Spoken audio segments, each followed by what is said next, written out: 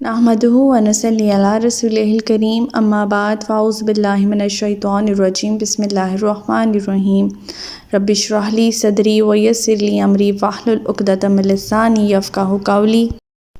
السلام علیکم ورحمۃ اللہ وبرکاتہ۔ صراط مستقیم میں آپ سب کو خوش آمدید۔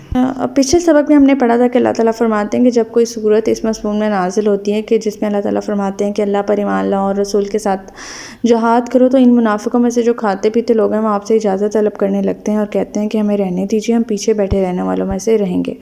ان لوگوں نے پیچھے رہنے والوں میں شامل ہونا پسند کیا تو اللہ تعالیٰ فرماتے ہیں کہ ان کے دلوں پر مہر لگا دی گئی ہے، لہٰذا اب وہ کچھ نہیں سمجھتے۔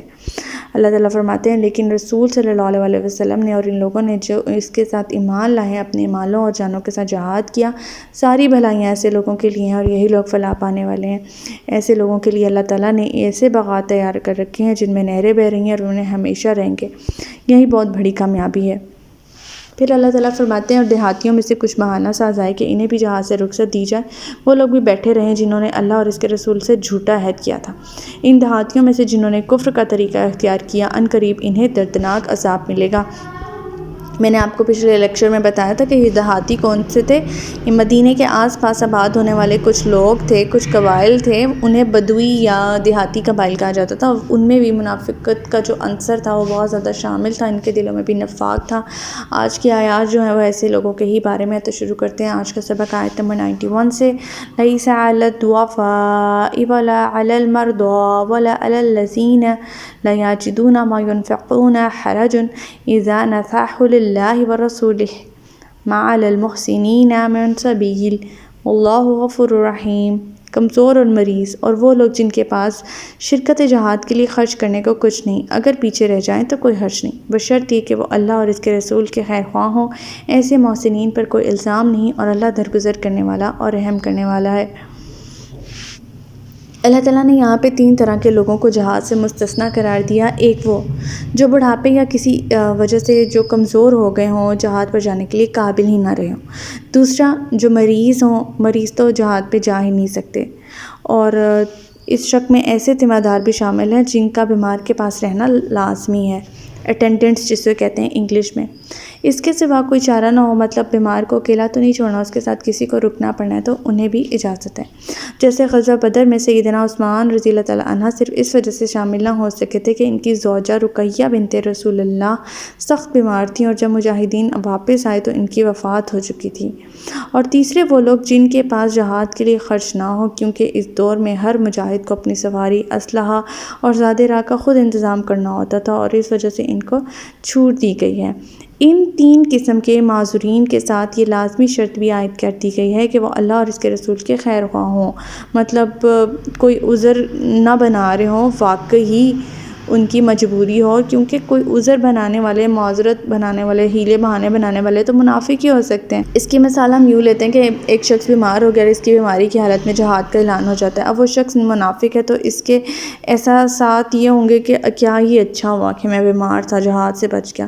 لیکن جو ایک مومن ہوگا اس کے احساسات کیا ہوں گے کہ کاش میں اس وقت بیمار نہ ہوتا، میں شامل ہو سکتا۔ یہ ہوتا ہے کہ وہ اللہ اور اس کے رسول کے ساتھ جو ہے وہ مخلص ہیں۔ آیت نمبر 92۔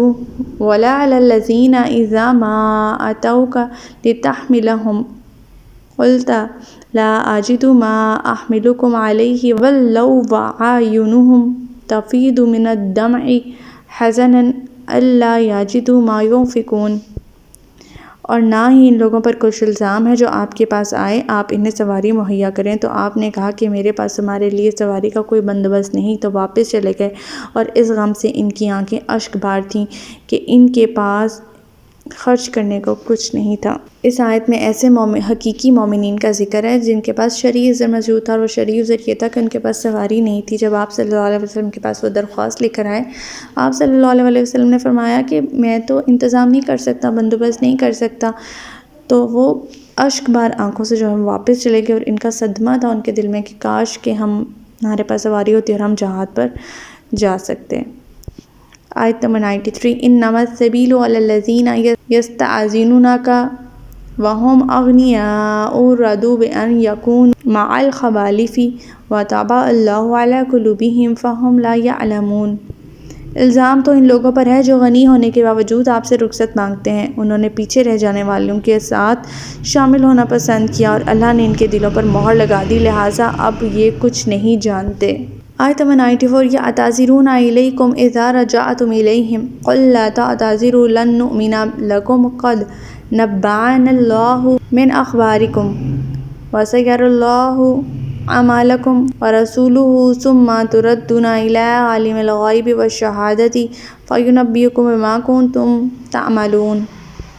جب تم ان کے پاس واپس آؤ گے تو وہ تمہارے سامنے معذرت شروع کر دیں گے۔ آپ ان سے کہہ دیجئے بہانے نہ بناؤ، ہم تمہاری باتوں پر یقین نہیں کریں گے کیونکہ اللہ نے ہمیں تمہارے حالات بتلا دیے ہیں، اور آئندہ بھی اللہ اور اس کا رسول تمہارے کام دیکھ لیں گے۔ پھر تم اسی ذلت کی طرف لوٹائے جاؤ گے جو کھلے اور چھپے سب حالات جانتا ہے۔ جو کھلے اور چھپے سب حالات جانتا ہے، وہ تمہیں بتا دے گا جو تم کچھ کیا کرتے تھے۔ اب کچھ منافقین تو ایسے تھے جو غزوہ تبوک پر روانگی سے پہلے ہی بہانے بنانا شروع کر دیتے تھے اور رخصت مانگ لیتے تھے۔ بہت سے ایسے تھے جو رخصت کے بغیر ہی مدینے میں رہ گئے تھے اور اس انتظار میں تھے کہ جب آپ صلی اللہ علیہ وسلم واپس آئیں تو معذرت کر لیں۔ چنانچہ جب آپ صلی اللہ علیہ وسلم واپس آئے تو منافقین آنے لگے اور بہانے بنانے لگے۔ آپ صلی اللہ علیہ وسلم نے انہیں اللہ کی ہدایات کے مطابق کہہ دیا کہ جو تم نے کیا ہے ہمیں معلوم ہو چکا ہے، اللہ تعالیٰ نے ہمیں بتا دیا ہے، اب اللہ تعالیٰ ہی تمہارے ساتھ نپٹیں گے۔